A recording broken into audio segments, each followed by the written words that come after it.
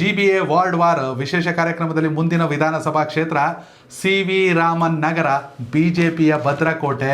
ಕಳೆದ 4 ಚುನಾವಣೆಗಳಿಂದ ಕೂಡ ಬಿಜೆಪಿಯ ಶಾಸಕರಿರುವಂಥ ಕ್ಷೇತ್ರ, ರಘೋರ್ ಇರುವಂಥ ಕ್ಷೇತ್ರ. ಮಜಾ ಏನಂದರೆ ಈ ಮನುಷ್ಯ ಯಾವಾಗ ಮಿನಿಸ್ಟರ್ ಆಗ್ಬಿಡ್ಬೇಕಿತ್ತು. ಅರವಿಂದ್ ಲಿಂಬಾವಳಿಯವರಿಗೆ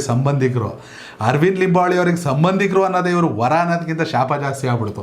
ಯಾಕಂದರೆ ಅರವಿಂದ್ ಲಿಂಬಾವಳಿ ಅವರು ಬಿಜೆಪಿ ಹಿರಿಯ ನಾಯಕ, ಅವ್ರಿಗೆ ಸಚಿವ ಸ್ಥಾನ ಕೊಡಲೇಬೇಕು. ಆ ಲೆಕ್ಕಾಚಾರದಲ್ಲಿ ಈ ಮನುಷ್ಯಂಗೆ ಸಚಿವ ಸ್ಥಾನ ಸಿಗಲಿಲ್ಲ. ಆದರೂ ಅತ್ಯುತ್ತಮವಾಗಿ ಕೆಲಸ ಮಾಡ್ಕೊಂಡು ಹೋಗ್ತಾ ಇದ್ದಾರೆ. CV ರಾಮನ್ ನಗರ ವಿಚಾರಕ್ಕೆ ಬರೋದಾದರೆ ಅಕ್ಷಯ್ ಅವರೇ, BBMP ಅವಧಿಯಲ್ಲಿ 7 ವಾರ್ಡ್ ಇತ್ತು. ಈಗ GBA ವ್ಯಾಪ್ತಿಯಲ್ಲಿ 13 ವಾರ್ಡ್ಗಳಿದೆ. 2010-15 ಚುನಾವಣೆ ಎರಡೂ BBMP ಚುನಾವಣೆ ಆದಾಗ ಇವರೇ ಶಾಸಕರು. ರಘೋರ್ 2008ರಿಂದಲೂ ಗೆದ್ಕ ಬರ್ತಾವ್ರೆ.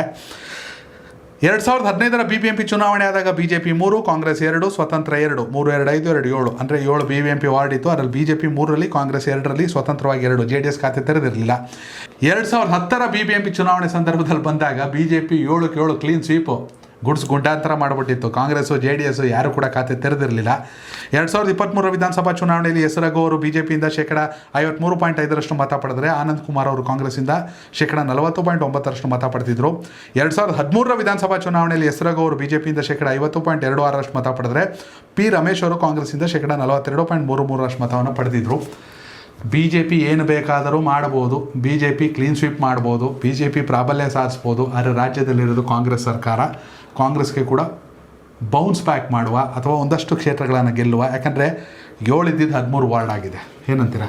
ಖಂಡಿತವಾಗಿಯೂ ಯೋಗಿಜಿ, ಇನ್ನು 2010 ಮತ್ತು 2015 ಫಲಿತಾಂಶವನ್ನು ನಾವು ತೆಗೆದು ನೋಡಿದ್ರೆ, ಬೆನ್ನಿಗಾನಹಳ್ಳಿಯಲ್ಲಿ 2015ರಲ್ಲಿ ಕಾಂಗ್ರೆಸ್ನ ಮೀನಾಕ್ಷಿ ಅವರು ಗೆದ್ದಿದ್ರು. CV ರಾಮನ್ ನಗರ ವಾರ್ಡ್ ಹೆಸರೇ CV ರಾಮನ್ ನಗರ.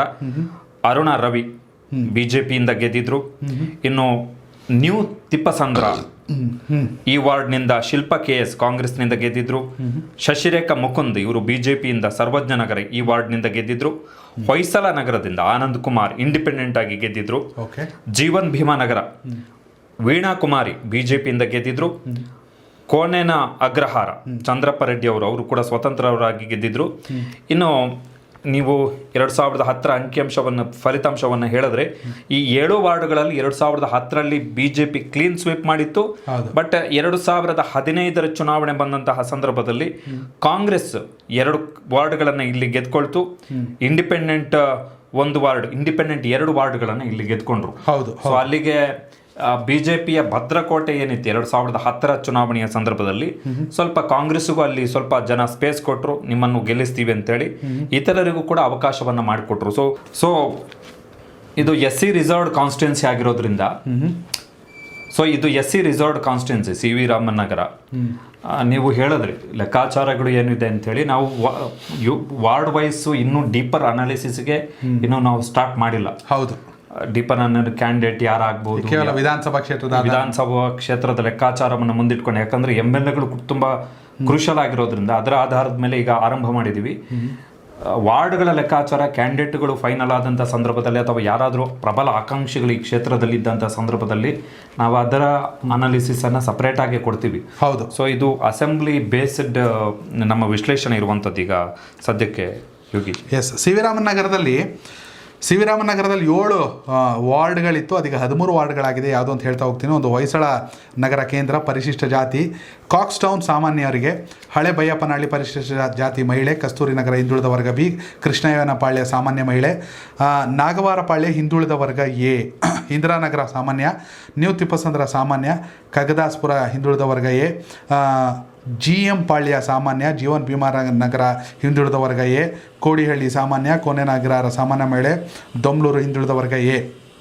ಇಲ್ಲಿ ಬಿಜೆಪಿ, ಕಾಂಗ್ರೆಸ್, JDS ಜೊತೆಯಲ್ಲೇ ಬೇರೆ ಇತರ ಪಕ್ಷಗಳು ಕೂಡ ಈಗ ಪ್ರಾಬಲ್ಯವನ್ನು ಸಾಧಿಸುತ್ತೆ. ಯಾಕೆಂದರೆ ಇಲ್ಲಿ ನಾನು ಓದ್ತಾ ನಾಗವಾರಪಾಳ್ಯ ಅಂತ ಬಂದಾಗ KRS ಪಾರ್ಟಿಯಿಂದ ಇಲ್ಲಿ ತ್ಯಾಗರಾಜ್ ಅಂತ ಈಗಾಗಲೇ ಕಣಕ್ಕಿಳಿಯೋದಾಗಿ ಘೋಷಿಸಿದ್ದಾರೆ.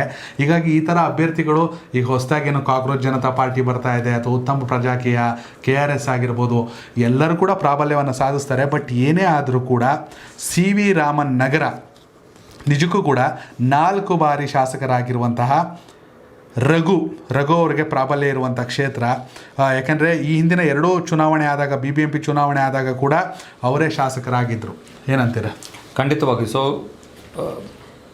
ರಘು ಅವರು ಕಂಟಿನ್ಯೂಸ್ ಆಗಿ ವಿನ್ ಆಗಿದ್ದಾರೆ. ಹೌದು, ನಾವು ಈ ಹಿಂದಿನ ಕೆಲವು ವಿಡಿಯೋಗಳಲ್ಲೂ ಕೂಡ ಹೇಳಿದ್ವಿ, ಕೆಲವು ವಿಧಾನಸಭಾ ಕ್ಷೇತ್ರಗಳಲ್ಲಿ ಹೇಗಿದೆ ಅಂತ ಹೇಳಿದ್ರೆ ಗೆದ್ದವರೇ ಗೆಲ್ತಾ ಇದ್ದಾರೆ ಕಂಟಿನ್ಯೂಸ್ ಆಗಿ. ಅದು ಹಂಗಂತೇಳಿ ಅವ್ರು ಗೆಲ್ಲಬಾರ್ದು ಅಂತಲ್ಲ, ಬಟ್ ಅವರ ಹೋಲ್ಡಿಂಗ್ಸ್ ಆ ಕ್ಷೇತ್ರದಲ್ಲಿ ಎಷ್ಟರ ಮಟ್ಟಿಗೆ ಇದೆ ಅನ್ನುವಂಥದ್ದು ಅರ್ಥ ಆಗುತ್ತೆ ನಮಗೆ. ಆಮೇಲೆ ಜನ ನೋಡ್ತಿರ್ತಾರೆ, ಸುಮ್ಮನೆ ಗೆಲ್ಸಲ್ಲ, ಕೆಲಸ ಮಾಡಿರ್ತಾರೆ, ಕೆಲಸ ಮಾಡಿರ್ತಾರೆ, ಜನರಿಗೆ ಸ್ಪಂದಿಸ್ತಿರ್ತಾರೆ. ಹೌದು ಅಲ್ವಾ. ಆಮೇಲೆ ಬೇರೆ ಫ್ಯಾಕ್ಟರ್ಗಳು ಕೂಡ ವರ್ಕ್ ಆಗ್ತಾ ಇರ್ತವೆ. ಬರೀ ಎಲೆಕ್ಷನ್ ಅಂದ ತಕ್ಷಣ ಬರೀ ದುಡ್ಡು ಕೊಟ್ಟೆ ಚುನಾವಣೆ ಗೆಲ್ತಾರೆ, ಸುಮ್ಮನೆ ಭಾಷಣ ಮಾಡಿನೇ ಚುನಾವಣೆ ಗೆಲ್ತಾರೆ ಅಂತ ಹೇಳಿ ಹೇಳಕ್ ಆಗಲ್ಲ. ಬೇರೆ ಬೇರೆ ಫ್ಯಾಕ್ಟರ್ಗಳು ವರ್ಕೌಟ್ ಆಗ್ತಾ ಇರ್ತವೆ ಚುನಾವಣೆಗಳ ಸಂದರ್ಭಗಳಲ್ಲಿ.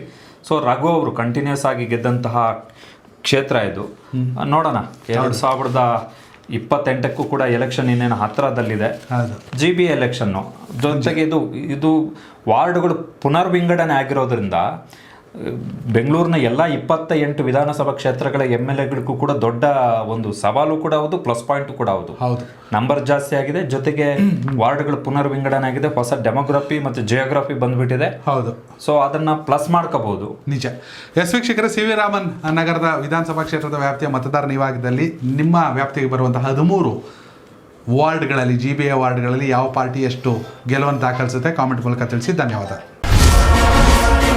ಕನೆಕ್ಟ್ ಕರ್ನಾಟಕ, ಇದು ನಿಮ್ಮ ನೆಟ್ವರ್ಕ್.